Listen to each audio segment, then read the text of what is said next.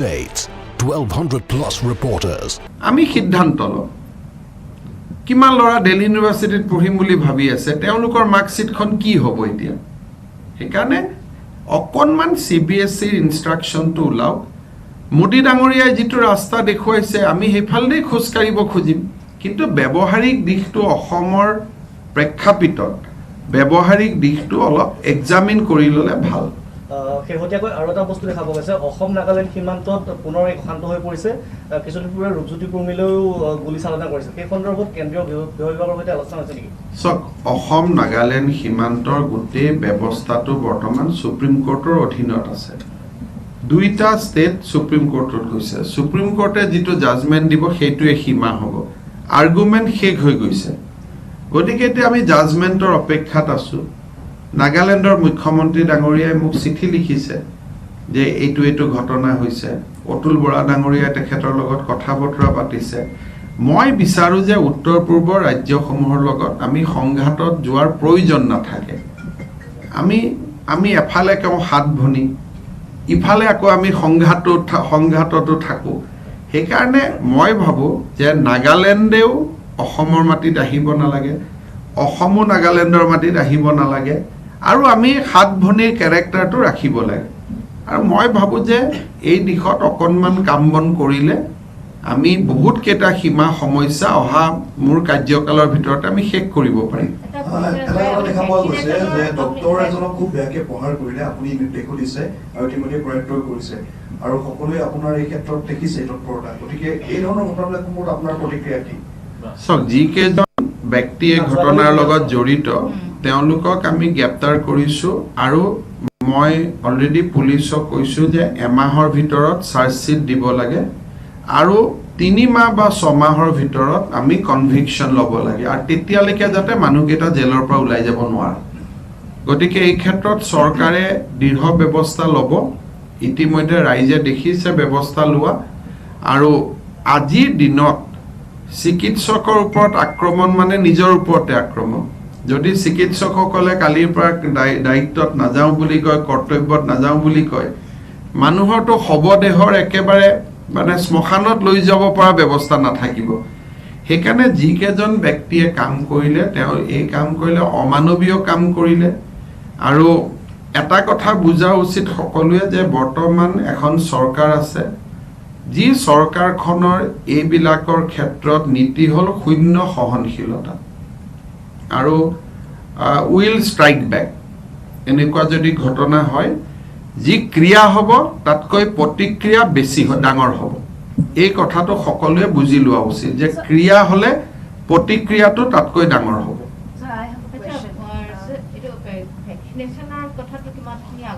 আমাৰ ভেকচিনেশ্যন মই গুৱাহাটীত কৈ আছোঁ যোৱা মাহত আমি 13 লাখ ভেকচিন পাইছিলোঁ এই মাহত 19 লাখ পাম জুলাই আৰু বেছি পাম আগষ্টৰ পিছত আৰু ভেকচিনৰ সমস্যা নাথাকে গতিকে এইটো এই মাহকেইটাৰ কথা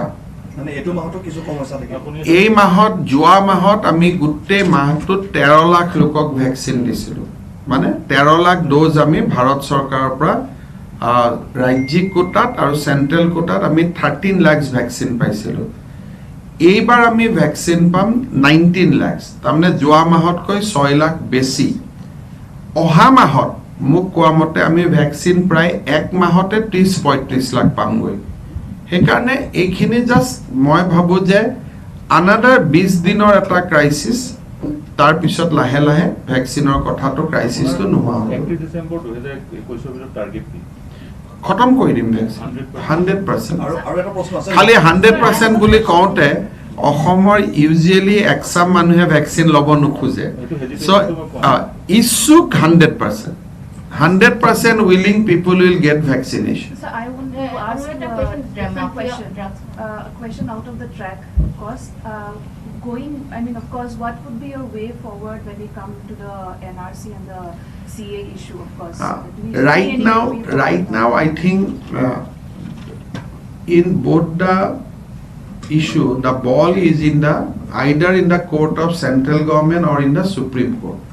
So I don't think that I have any immediate tasks to do. Strategies by the I think As of now, I don't have any role because our NRC revision petition is lying before Honorable Supreme Court. CA Act is passed, rule has to be passed by the Government of India. So in both the case, state has no role now to play. We have to only wait and watch. Talking about the vaccines, people are still struggling there to get vaccinated. So As I there told are you plans that to, in the last month we have given vaccine to 13 lakhs people. This month my allocation is 19 lakhs. And I have been given to understand that July my allocation will increase further, and by August there will be no pressure. So you will get enough vaccines. So we are progressing in the way we should progress, and I think we will be able to give vaccines to everyone by December. So is there any plan to get, of course, Sputnik V is already on card. So if Assam government is Whatever vaccines will be available in the country, central government will give to Assam. So I am not pursuing any independent course. My trust and confidence is with the central government, and whatever they will do, I will go accordingly. So এইটো drugs মাফিয়াৰ যিটো আপোনালোকে mission চলাইছে এইটো actually international এটা link আছে এইটো actually mission বুলি ভাবিব নালাগে, এইটো আৰক্ষীৰ এটা দৈনন্দিন কৰ্তব্য। এইকেইটা দিন এইটো এটা দৈনন্দিন কৰ্তব্য, আৰু আপোনালোকে দেখিব যে অসমত আমি কনষ্টেণ্টলি এগেইনষ্ট ড্ৰাগছ আমি কাম কৰি থাকিম। বহুত ফেমিলি নষ্ট হৈ গৈছে ড্ৰাগছৰ কাৰণে। চ' এইটো আমি এটা কৰ্তব্য বুলি লৈছোঁ, আৰু এই বিষয়ে কিছু ঘোষণা আমি কৰিম, কিন্তু 9-10 তাৰিখলৈকে মই অলপ অপেক্ষা কৰিছোঁ। বহুতখিনি ইনফৰ্মেশ্যন অসম আৰক্ষীয়ে গেডাৰ কৰি আছে, কামো কৰি আছে। দুজনকৈ ড্ৰাগছ মাফিয়াৰ ভৰিত গুলি পৰ্যন্ত লাগিছে, তেওঁলোকে পলাব চেষ্টা কৰোঁতে বা আৰক্ষীক ওলোটা আক্ৰমণ কৰিব খোজোঁতে। গতিকে এইটো ক্ষেত্ৰত আমি আগবাঢ়ি গৈ আছো, আৰু 9-10 তাৰিখে আপোনালোকক এই বিষয়ে মই আৰু কিছু ক'ম। আজি অসমত যদি অসম পুলিচে ভাল কাম কৰে, ড্ৰাগছ থাকিব নোৱাৰে। গতিকে বহুত ডাঙৰ, মইতো মুখ্যমন্ত্ৰী, গতিকে মই আন্তঃৰাষ্ট্ৰীয় সম্পৰ্কত বহুত যাব মোৰ প্ৰয়োজন নাই বা মই নাযাওঁ, কিন্তু মোৰ সৰু এটা বিশ্বাস যে অসম আৰক্ষীয়ে যদি এক্টিভলি কাম কৰে, অসমত ড্ৰাগছ নাথাকিব। তাৰ মাজত নাথাকিব বুলি কওঁতে কিবা কিবিটো অলপ চলপ চলিব, কিন্তু লাৰ্জলি আমি নোহোৱা কৰি দিব পাৰিম।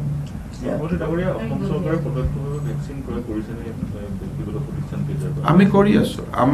আমি ভেকচিনছ যোৱা মাহত 5 লাখ ভেকচিন আমি ক্ৰয় কৰিছোঁ ভাৰত বায়'টেক আৰু চেৰামৰ পৰা, আৰু যোৱা মাহত প্ৰায় 30,000 ভেকচিন ক্ৰয় কৰিছে প্ৰাইভেট নাৰ্ছিং হোমে।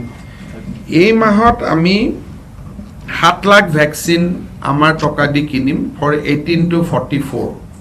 বাকীখিনি 12 লাখ আমি ভাৰত চৰকাৰৰ পৰা বিনামূলীয়াকৈ পাম। লকডাউনৰ ক্ষেত্ৰত কিবা নতুন 7 তাৰিখৰ পৰা মোৰ চেষ্টা থাকিব, যদি গুৱাহাটীত এই ধৰণৰ চলি থাকে, তেতিয়াহ'লে কিছু গুৱাহাটীত লকডাউন বা বৰ্তমান চলি থকা কাৰফিউ আদি কিছু শিথিল কৰিব পাৰোঁ নেকি, তাৰ এটা চেষ্টা চলোৱা হ'ব। যদিও টাৰ্গেটটো 15 জুন আছিলে, কিন্তু যোৱাকালিও গুৱাহাটীত 300লৈকে নামিছে, আৰু যদি বাই শুক্ৰ শনিবাৰ ই 200 ঘৰ পায়, তেতিয়াহ'লে আমি অলপ কিছু শিথিল কৰিব পাৰিম। আপোনাৰ যিটো বৰ্ডাৰ ইছ্যুটোৰ সন্দৰ্ভত কৈছে, আপুনি নেডাৰো আহ্বায়ক, সেই ক্ষেত্ৰত আপুনি চুবুৰীয়া ৰাজ্যকেইখনৰ সৈতে কিবা আলোচনাৰ কথা আৰু কনষ্টেণ্ট আলোচনা কৰি আছোঁ। আৰু NSCNৰ আলোচনাৰ প্ৰক্ৰিয়াটো আপুনি প্ৰত্যক্ষভাৱে পৰোক্ষভাৱে জড়িত, সেইটো ক্ষেত্ৰত কিবা বৰ্তমান যিটো এই জাৰ্ণি আছিলে মোৰ, এই ভ্ৰমণত আমি বহুতখিনি কথা পতা নাই, কিন্তু নাগালেণ্ডৰ মুখ্যমন্ত্ৰী হওক, অৰুণাচল হওক, মেঘালয় হওক, আমি কথা পাতি আছোঁ। খুব সম্ভৱ জুলাই মাহত কেন্দ্ৰীয় গৃহমন্ত্ৰী ডাঙৰীয়া 2-3 দিনৰ কাৰ্যসূচী লৈ গুৱাহাটীত শ্বিলঙলৈকে যাব। তেতিয়া খুব সম্ভৱ বুলি কৈছোঁ, কাৰণ একেবাৰে ফাৰ্ম আপ হৈ অহা নাই, তেতিয়া আমাৰ গোটেইকেইজন ৰাজ্যৰ মুখ্যমন্ত্ৰীৰ লগত তেখেত বহিব, য'ত ড্ৰাগছ ট্ৰেফিকিং, বৰ্ডাৰ প্ৰব্লেম গোটেইবিলাকে আলোচনা হ'ব বুলি তেওঁ মোক জনাইছে। আৰু এটা প্ৰশ্ন ভেকচিনৰ লগত ব্ৰহ্মপুৰৰ এখন হস্পিটেলত ছেকেণ্ড ড'জ ল'বলৈ অহা মানুহে ভেকচিন নাপাই ঘূৰি গৈছে, কিন্তু অলৰেডি তেওঁলোকৰ যিটো টাইম পিৰিয়ড আছে সেয়াও শেষ হৈ গৈছে। চাওক, মোৰ দৃষ্টিত যদি ব্ৰহ্মপুৰত এনেকুৱা কিবা ঘটনা হৈছে আমি লগে লগে দি দিব পাৰিম, ইমান একো ইছ্যু নাই। কিন্তু বহুত মানুহে ভাবি আছে যে কোভেক্সিন 28 দিনত ল'ব লাগে, সময়টো হ'ল 28ৰ পৰা 42 দিন। সেইকাৰণে ৰং ইনফৰ্মেশ্যনৰ কাৰণে কেতিয়াবা মানুহ পেনিক হৈ যায়। সেইকাৰণে যদি 42 দিনো পাৰ হোৱা মানুহ আছে আমিতো লগে লগে একশ্যন ল'ব লাগিব। কিন্তু মই যিমান মানুহক দেখিছোঁ 28 দিন পাৰ হ'লে তেওঁলোকে কয় সময়টো পাৰ হৈ গৈছে। সময়টো হৈছে 28 to 42 days।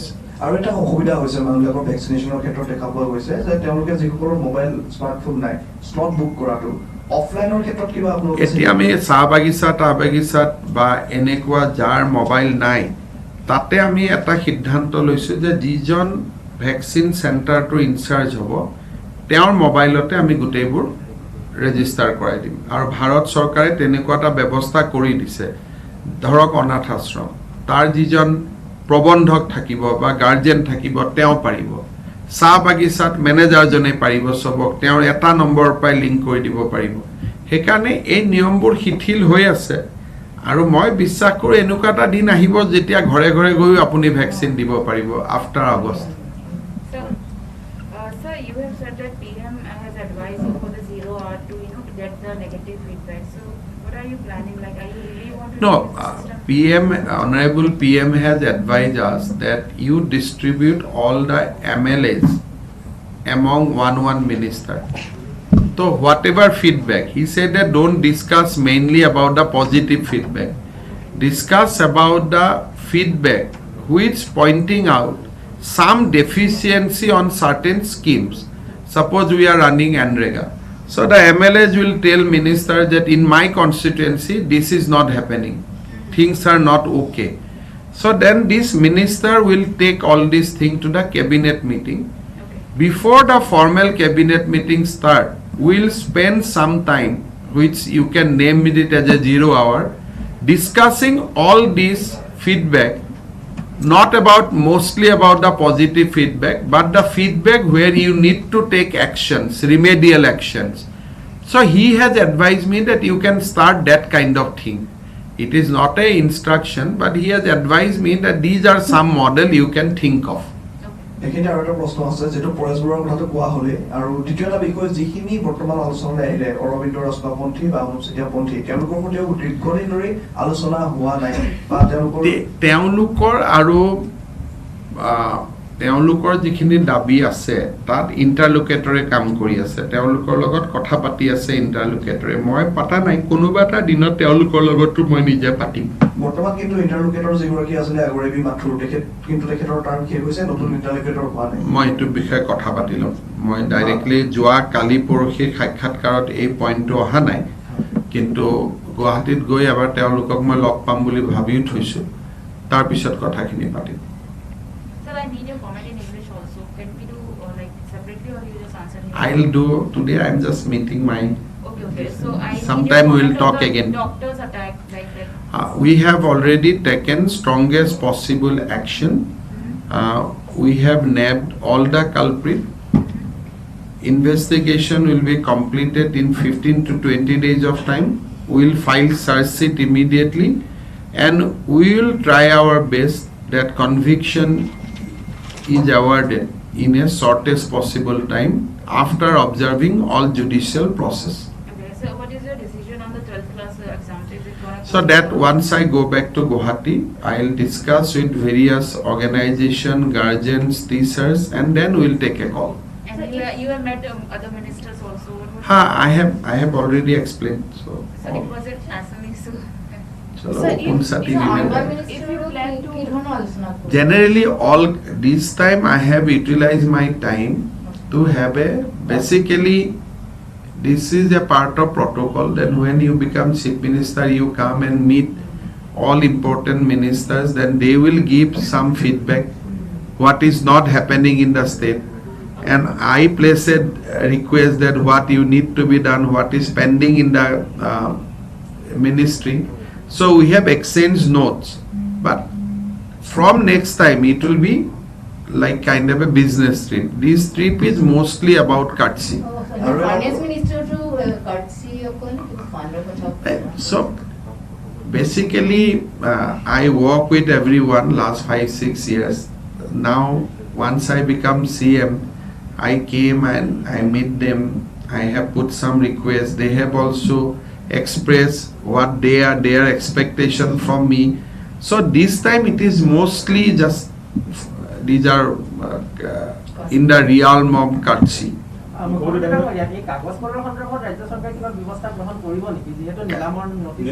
নিলামত কোনে ল'ব? নিলামতো কোনোবাই ল'লে ভালে আছিল, তেতিয়া আমি তেওঁৰ লগত লগ লাগি ৰিভাইভ কৰি দিলোহেঁতেন।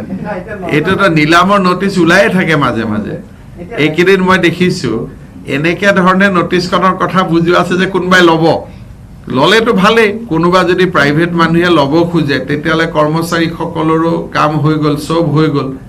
এতিয়া কি ধৰণে কাগজ কলটো চলাব পাৰি মই কথা পাতিম, আৰু কেইটামান প্লেনো আছে মই ডিছকাছ কৰিম। কাগজ কল আজিৰ দিনত সেই পেপাৰ মিলটোৰ উইথ দিছ মেচিনাৰী এতিয়া যে আৰু তাত কাগজ কল চলিব মই নাভাবোঁ। বেচিকেলি আমাৰ চিন্তাটো আছে যে কৰ্মচাৰীসকলে কেনেকৈ তেওঁলোকৰ ডিউজ পায়, তাৰ পিছত আমি তাৰ ৰিভাইভেলৰ কথা পাতিব পাৰোঁ। কিন্তু আজি যিটো নিলামৰ নটিচ গৈছে 1200 কোটি টকা খুজিছে, কোনে দিব? ময়ে প্ৰথম গামোচাখিনি পাতি থাকিম বুলি। গতিকে এইটো লৈ অসমত এনেকুৱা হৈছে যেন ঘৰ নিলাম দিয়া টাইপ কথা। এনেকুৱা নিলামৰ নটিচ কেইবাবাৰো ওলাই গ'ল, এইটো বহুতবাৰ কৰিব লাগিব। কথা কেইটামান পাতো, মোৰো কেইটামান আইডিয়া আছে, কিন্তু মই যিহেতু ডিপাৰ্টমেণ্টটো আগত নাচাইছিলোঁ, ইণ্ডাষ্ট্ৰি ডিপাৰ্টমেণ্টেও কি কৰি ৰাখিছে, নেক্সট টাইম আহিলে আৰু অলপ ডিটেইলছ কথা পাতিম। ইমান উঠিবই টিভিত। আসাম চুক্তিৰ লগত আপুনি জড়িত হৈ আছিলে, এটা ক্লজ 6 মানে ক্লজ 6 সব লাহে লাহে সব মানে সুৰক্ষা কৰাৰ কাৰণে গভৰ্ণমেণ্টে কিমান সদিচ্ছা? কথাটো হ'ল যে অমিত শ্বাহ ডাঙৰীয়াৰ অদ্ভুত সদিচ্ছা আছিলে, কিন্তু ৰিকমেণ্ডেশ্যনখন এনেকুৱা হ'ল যিখন কোৰ্টত কোনো কাৰণে নীতিকে। কেইদিনমান আগতে মহাৰাষ্ট্ৰই মাৰাঠা ৰিজাৰ্ভেশ্যন কৰিছিলে, সুপ্ৰিম কোৰ্টে ষ্ট্ৰাইক ডাউন কৰি দিলে। গতিকে অসমত আমিবিলাকে যদি আমি যিটো বিচাৰোঁ সেই বিচাৰাটো এনেকুৱা হ'ব লাগিব যিটো সুপ্ৰিম কোৰ্ট হাইকোৰ্টে মানিব, নহ'লেতো এইবোৰ এদিনৰ উৎসৱ। আজি আপুনি চহী কৰিব, পিছদিনাখন সুপ্ৰিম কোৰ্টে ষ্টে কৰি দিব। সেইকাৰণে এই কথাবিলাক অসমত গোটেই পৰিৱেশটো হ'ল আৱেগিক। সুপ্ৰিম কোৰ্টে চাব বিবেক আৰু ল দি। গতিকে আল্টিমেটলি যিবিলাক মানুহে ক্লজ 6ৰ কাৰণে ডিপ্ৰাইভ হ'ব তেওঁলোকেতো কোৰ্টত কেছ কৰিবই। তেতিয়া কোৰ্টে আমাক সুধিব যে তোমালোকেতো এইটো কেনেকৈ কৰিলা, আমাৰতো চিলিং আছিলে 50%, 50তকৈ ওপৰত তোমালোকে ৰিজাৰ্ভেশ্যন দিব নোৱাৰা। তেতিয়া আমিতো ক'লে নহ'ব যে ইমানখিনি মানুহে মৃত্যুবৰণ কৰিছিল, এইটো আৱেগিক কথা, সেইকাৰণে আমি কৰিলোঁ। সুপ্ৰিম কোৰ্টেতো এইবিলাক নামানিব। সেইকাৰণে যুক্তি আৰু আইনৰ ভিতৰত আমি যদি কামবোৰ কৰোঁ ৰিজাল্ট সোনকালে পাম। অতুল বৰা ডাঙৰীয়াই ইতিমধ্যে আছু বা আন সংগঠনসকলৰ লগত প্ৰাৰম্ভিক কথা বতৰা আৰম্ভ কৰিছে, আৰু মই ভাবোঁ যে পৰিৱৰ্তিত পৰিস্থিতিত আমি যদি এই কামবোৰ লাহে লাহে পাতি গৈ থাকোঁ, 5 বছৰত কিবা নহয় কিবা সমাধান সূত্ৰ ওলাব। এইবাৰ আমি এটা কথা প্ৰমাণ কৰি দিলোঁ যে এই জাতীয় সমস্যাবিলাকৰ লগত ৰাজনীতিৰ সম্পৰ্ক নাই, ৰাজনীতিৰ বেলেগ, সমস্যা বেলেগ। সেইকাৰণে এতিয়া যিহেতু এইবিলাকৰ ইছ্যুৰ লগত ভোট টোটৰ হিচাপ নাই, সেইকাৰণে লাহে লাহে জাতীয় সমস্যা হিচাপে আমি কথা পাতি আগবঢ়াই লৈ যাব পাৰিম। নাই হ'বগৈ, কিবা এটাতো ৰিজাল্ট উলিয়াম, কিন্তু সকলোৱে অকণমান এটা কথা বুজিব লাগিব যে ভাৰতত সুপ্ৰিম কোৰ্টৰ লগত কাজিয়া কোনেও কৰিব নোৱাৰে। গতিকে সুপ্ৰিম কোৰ্টৰ কথা বতৰাবিলাকৰ গাইডলাইনৰ মাজত গ'লে অসুবিধা নহয়। ৰাজ্যসভাৰ এখন যিহেতু খালী হৈছে আৰু তাৰ কাৰণে খুব সোনকালে নিৰ্বাচন হ'ব,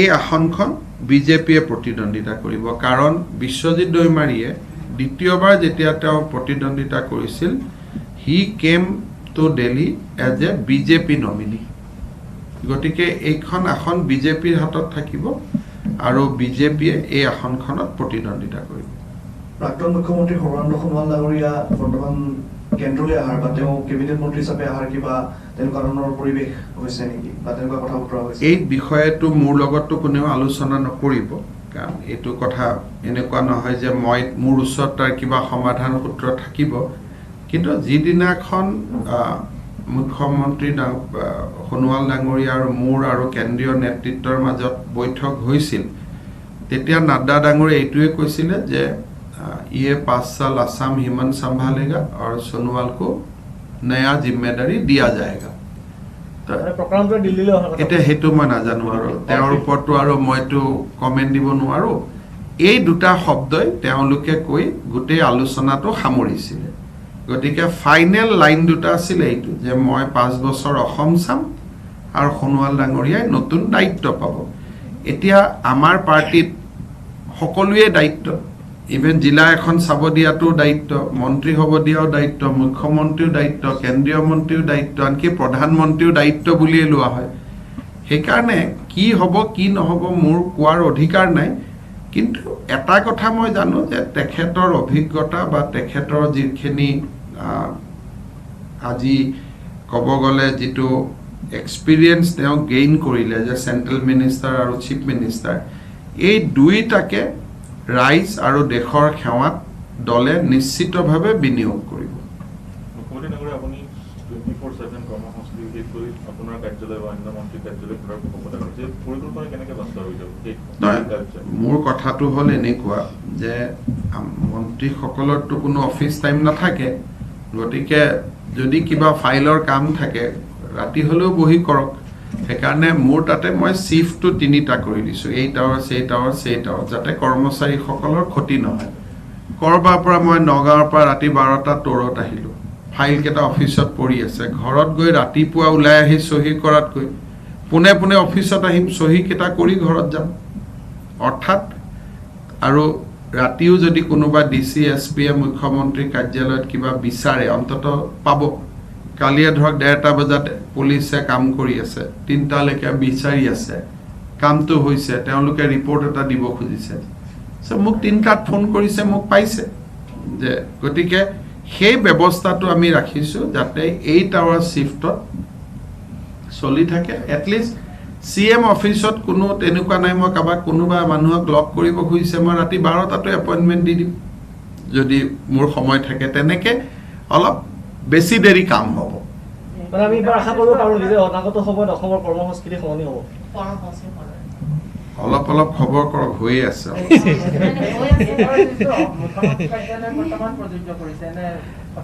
সচিবালয়টো প্ৰজেক্ট কাৰণ আমাৰতো 3টা শিফটৰ নাই কিন্তু আমি বেছিকৈ কাম কৰিলে অলপ অলপ 1 ঘণ্টা এনেই বাঢ়ি যাব একচুয়ালি আমাৰ এটা দোষ আছে কি কৰ্মচাৰীসকলৰ কৰ্মসংস্কৃতিৰ কথা কৈ থাকো কিন্তু তেওঁলোকৰ কাৰণেতো তেওঁলোকে কাক চাব আমিহে চাব আমি যিমান কাগজ পঠাম সিমান কামহে তেওঁ কৰিব সেইকাৰণে মই ভাবো যে মন্ত্ৰীসকলে বেছি কাম কৰিলে অফিচটোত বেছি কাম এনেও হ'ব